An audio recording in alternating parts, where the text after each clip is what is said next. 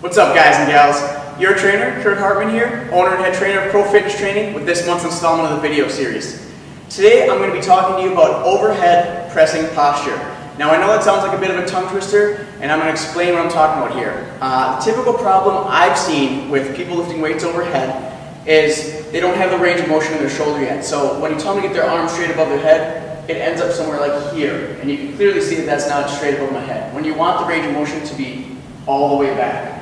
And this is going to go into some other problems, especially when you start really trying to load that motion with some heavier weights. A lot of people, guys especially, like to go heavy a little too soon before they actually own the entire range of motion.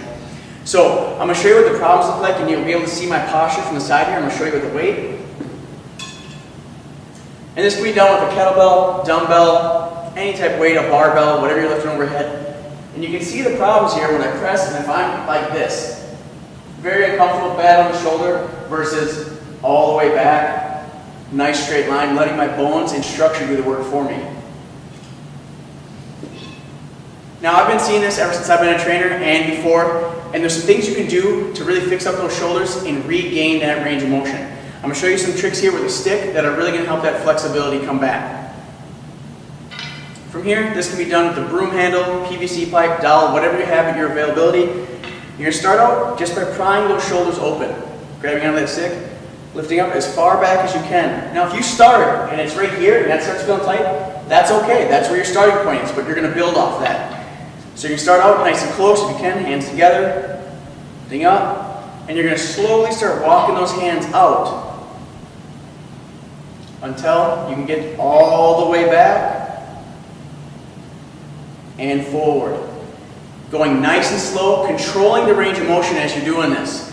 Now, the problem that I notice more often than not is people like to rush things, especially here in America. You want to do things fast, fast, fast, fast. Take the time, get that motion down, open up those shoulders, and you'll be lifting heavier weights in no time, I guarantee it. With that being said, we're going to go to this video's workout challenge.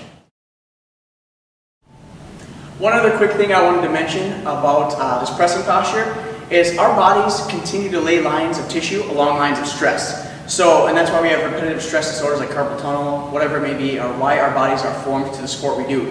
So if you're doing that with presses, if I continue to press and I'm pressing out like this, I'm building my tissue to hold that range of motion.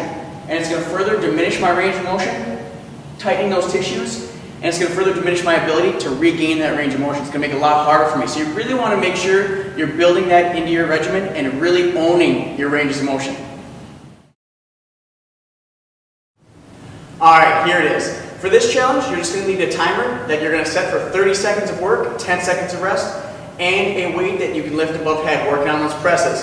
So it's going to look like this. You're going to do presses on your left for 30 seconds, all the way up. 10-second rest. From there, you're just going to switch over to the other side. Presses on your right. 30 seconds. 10 seconds rest. Going into mountain climbers. Getting those knees all the way in. 30 seconds of those, 10 seconds rest, and then you're going to finish out with squat switches. Going from a narrow squat, feet together, all the way down, jumping up to a regular squat. Back and forth.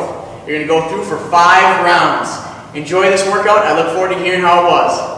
Hey guys, just a couple quick things to go over with you here now. We just had our last techniques workshop, which was a kickboxing technique. It was so much fun. We had a great group of people in here and everyone saw awesome results. Now the next one of those is coming up on March 22nd, 2014. It's going to be kickboxing techniques number 2.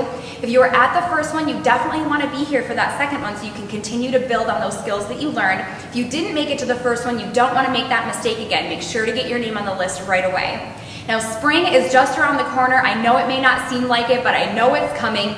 And the time is going to pass anyway. So you might as well take advantage of it and get in here as much as you can. Get as many workouts and personal training sessions as you can to get yourself in the best shape as possible before summer rolls around. Now remember, don't keep this place a secret. We know you have friends and family members that need to be in here, and we have a packet that you can give to them that has a free one-on-one session with Kurt, and they get a free week of classes. So get a hold of one of those. I know you have some people you can hand those out to. Now, of course, if you have any questions or need anything else, make sure to let Kurt know right away. He is here for you 100%.